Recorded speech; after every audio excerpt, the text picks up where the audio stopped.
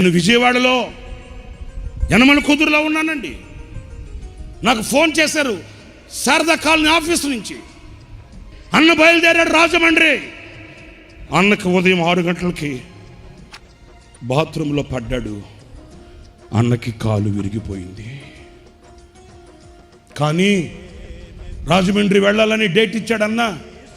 ఆరోగ్యం బాగోలేదు, ఒళ్ళు క్షీణించిపోతుంది. అప్పటికే అన్న చాలా కరిగిపోయాడు. ఆ రోజు ఏం జరిగింది?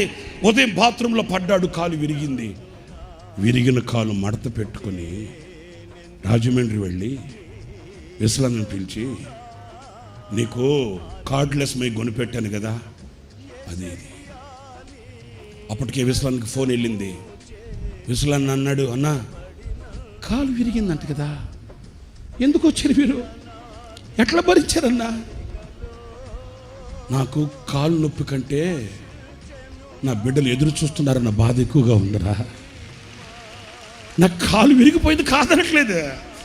నా కాలు విరిగిన బాధ కంటే నా బిడ్డల దేవుని వాక్యం కొరకు వేచి చూస్తున్నారే, నా బిడ్డల దేవుని వాక్యం కొరకు ఎదురు చూస్తున్నారే, వారిని నేను ఆశీర్వదించాలి, నా బిడ్డల్ని ఆశీర్వదించాలి అనే బాధ. నా ప్రియమైన సహోదరులారా, పని వాళ్ళు కావాలి. ఎలాంటి పని వాళ్ళు కావాలి? ఎలాంటి పనివారు కావాలి?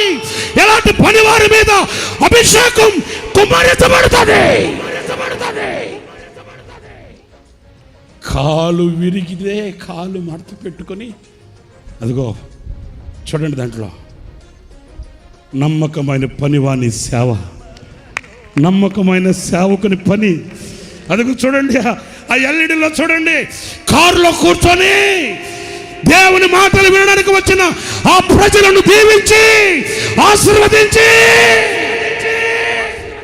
తన బిడ్డల్ని కనులారా చూసుకొనిన నమ్మకమైన పనివాడు, నమ్మకమైన పనివాడు.